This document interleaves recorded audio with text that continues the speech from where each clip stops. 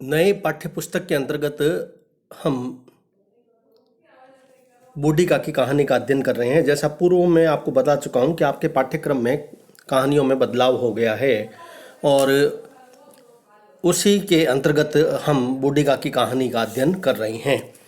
इसके प्रथम 3 भाग का अध्ययन मैं आपको करवा चुका हूं कहानी में। आज अंतिम भाग के अंतर्गत हम बूढ़ी काकी को इस रूप में देख रहे हैं कि ऐसा लग रहा है कि जैसे बूढ़ी काकी को केवल यह स्मरण होता है कि किसी ने उसके हाथ पकड़कर घसीट रहा है, कोई उसको पहाड़ पर उड़ाए ले जाता है।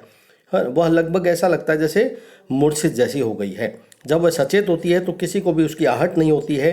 सब लोग जब खा पी कर सो जाते हैं तो रात कैसे कटेगी हे राम। पेट में अग्नि धधक रही है। हाँ, किसी ने मेरी सुधि न ली।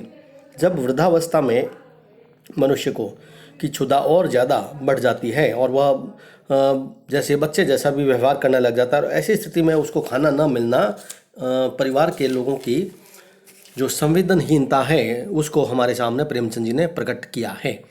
बूढ़ी का कहती है कि किसी ने मेरी सुधि न ली, क्या मेरा पेट काटने से धन जुट जाएगा। इन लोगों की इतनी भी दया नहीं आई कि न जाने बुढ़िया कब मर जाए, उसका जी क्यों दुखाए। मैं पेट की रोटियां ही खाती हूँ और कुछ। इस पर हाल मैं अंधी अपाहिज ठहरी, न कुछ सुनूं न बूझूं। यदि आंगन में चली गई तो क्या बुद्धिराम से इतना कहते ना बनता, काकी अभी लोग खा रहे हैं फिर आना। मुझे घसीटा पटका। उन्हीं पूड़ियों के लिए रूपा ने सबके सामने गालियां दी। उन्हीं पूड़ियों के लिए इतनी दुर्गति करने पर उनका पत्थर का कलेजा न पीसा। सबको खिलाया, मेरी बात तक न पूछी। जब तक ही न दी तब तक क्या देंगे। इस प्रकार कहानी में जो मार्मिकता प्रेमचंद जी के द्वारा व्यक्त की गई है वह बूढ़ी काकी के शब्दों में ही हम ज़्यादा स्पष्ट कर सकते हैं परीक्षा के अंतर्गत। यह विचार की काकी निराशा में संतोष के साथ लेट गई।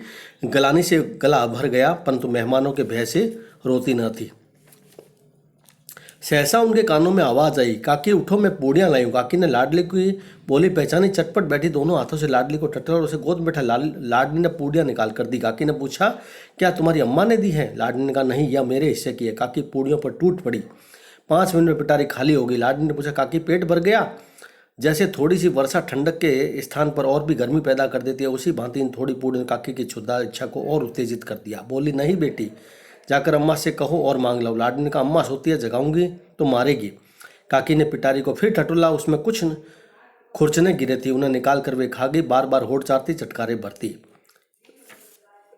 इस तरह कहानी में एक जो वृद्ध व्यक्ति है हमारे परिवार में, उनके प्रति हमें किस रूप में दया की भावना रखनी चाहिए, संवेदना वह नहीं होती है परिवार के लोगों की, उस पर एक करारा व्यंग्य लेखक के द्वारा यहाँ पर किया गया है।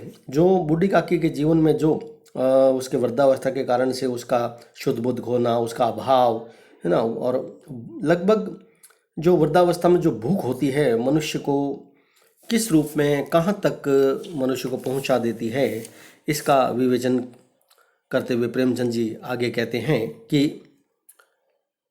लाडली उनका अभिप्राय, हृदय महसूस रहा था कि पूड़ियाँ कैसे पाऊँ। संतोष सेतु जब टूट जाता तब इच्छा का भाव अपरिमित हो जाता है ना। जब मनुष्य का धैर्य ना टूट जाता है ना, तब निश्चित रूप से जो इच्छा होती है वह बहुत ज़्यादा बलवती हो जाती है और उसकी पूर्ति करने के लिए मनुष्य न जाने कहाँ तक क्या कर बैठता है।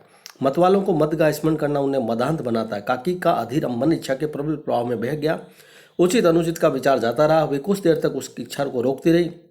सहसा लाडली से बोली, मेरा हाथ पकड़कर वहां ले चल जहाँ मेहमानों ने बैठकर भोजन किया।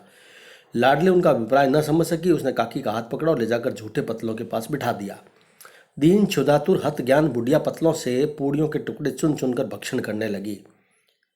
ओह, दही कितना स्वादिष्ट था, कचौड़ियाँ कितनी सलोनी, खस्ता कितने सुमोकल। काकी बुद्धिहीन होते हुए भी इतना जानती थी कि मैं वह काम कर रही हूँ जो मुझे कदापि न करना चाहिए। मैं दूसरों की झूठी पत्तल चाट रही हूँ, परंतु बुढ़ापा तृष्णा रोग का अंतिम समय है।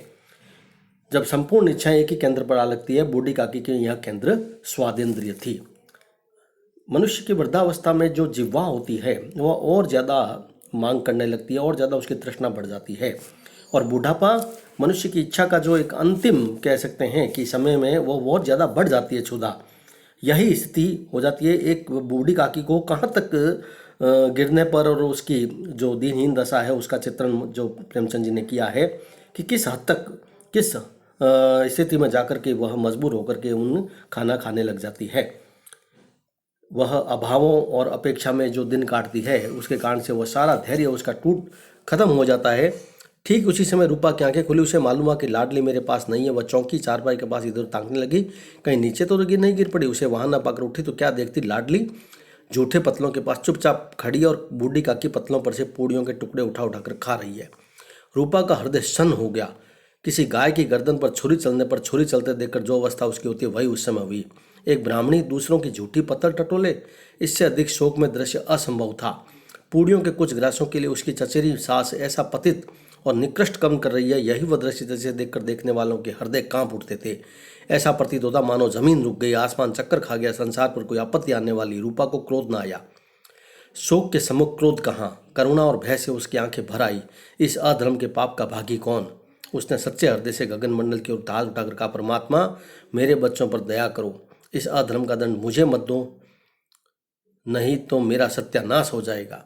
रूपा को अपनी स्वार्थपरता और अन्याय इस प्रकार प्रत्यक्ष रूप में कहीं कभी भी न देख पड़े थे। प्रेमचंद की कहानियों में जो एक शुरू में जो यथार्थ आदर्शवादी चित्रण होता था ना, वह आदर्शवादी चित्रण धीरे धीरे यथार्थ में परिवर्तित होता गया। बूढ़ी काकी कहानी यही है जिसमें एक आदर्शोन्मुख यथार्थ का चित्रण है। जब रूपा को क्रोध आना चाहिए था उस समय प्रेमचंद जी ने यथार्थ दृष्टिकोण दिखाते हुए उसके मन में ग्लानि की भावना को भर दिया। जो शोक, जो उसका हृदय द्रवित होना, जो उसके मन में अपनी काकी सास के प्रति एक दया की भावना जागना, ये सब दृश्य प्रेमचंद की कहानियों में यथार्थवादी दृष्टिकोण को प्रस्तुत करते हैं। हाय कितनी निर्दय हूँ जिसकी संपत्ति से मुझे 200 रुपये वार्षिक आय हो रही है, उसकी यह दुर्गति और मेरे कारण। हे दया में भगवान, मुझसे बड़ी भारी चूक हुई, मुझे क्षमा करो। आज मेरे बेटे का तिलक था, सैकड़ों मनुष्यों ने भोजन पाया, मैं उनके इशारों की दासी बंधी ने अपने नाम के लिए सैकड़ों रुपये व्यय कर दिए, परंतु जिसकी बदौलत हजारों रुपये खाए उसे उस उत्सव में भरपेट भोजन न दे सकी। केवल इसी कारण तो कि यह वृद्धा असहाय है। रूपा ने दिया जलाया, अपने भंडार का द्वार खोला और एक थाली में संपूर्ण सामग्री सजाकर लिए बूढ़ी काकी की ओर चली। आधी रात जा चुकी थी, आकाश पर तारों के ताल सजे हुए थे, उन पर बैठे हुए देवगण स्वर्गीय पदार्थ सजा रहे थे, परंतु उनमें से किसी को भी परमानंद प्राप्त न हो सकता था जो बूढ़ी काकी को अपने सम्मुख थाल देखकर प्राप्त हुआ। रूपा ने कंठारोध स्वर में कहा, काकी उठो, भोजन कर लो, मुझसे आज बड़ी भूल हुई, उसका बुरा न मानना। परमात्मा से प्रार्थना कर दो कि वह मेरा अपराध क्षमा कर दे। भोले भाले बच्चों की बातें जो मिठाइयाँ पाकर मार और तिरस्कार सब भूल जाता है, बूढ़ी काकी वैसे ही सब भुलाकर बैठी हुई खाना खा रही थी। उसके एक एक रोए से सच्ची सदिच्छाएं निकल रही थी। रूपा बैठी इस स्वर्गीय दृश्य का आनंद लेने में निमग्न थी। कहानी का जो अंत है, प्रेमचंद जी हमेशा सुखद रखते हैं। बूढ़ी काकी का अंत भी उन्होंने इस तरह सुखद रखा। रूपा के मन में जो दया और ग्लानि की भावना उत्पन्न हुई, उसके पश्चात बूढ़ी काकी को उसने थाल सजा करके जो देखा, ऐसा लगा जैसे देवता है ना बूढ़ी काकी के लिए वो खाना सजा रहे हैं। और सब कुछ भूल भाल करके, मार खा करके भी जो बच्चे होते हैं, जिस प्रकार तिरस्कार और मार खाकर भी सब कुछ भूलकर और वापस उसको प्यार से अगर पुचकारते हैं तो वो कहना मान जाते हैं और वह सब काम करने लग जाते हैं जो उसके लिए पहले उसको मना किया हुआ होता है या करने के लिए कहा हुआ होता है। इसी तरह बूढ़ी काकी का चरित्र चित्रण हमारे सामने है। तो इस कहानी के अंतर्गत प्रेमचंद जी ने जो मार्मिकता उत्पन्न की है वह काफ़ी दृष्टव्य है। बूढ़ी काकी के चरित्र को बहुत संघर्ष के साथ उन्होंने हमारे सामने प्रस्तुत किया है। कहानी पूरी तरीके से मनुष्य की जो एक करुणा और ग्लानि की जो भावना है उसको उजागर करना ही उनका उद्देश्य रहा है।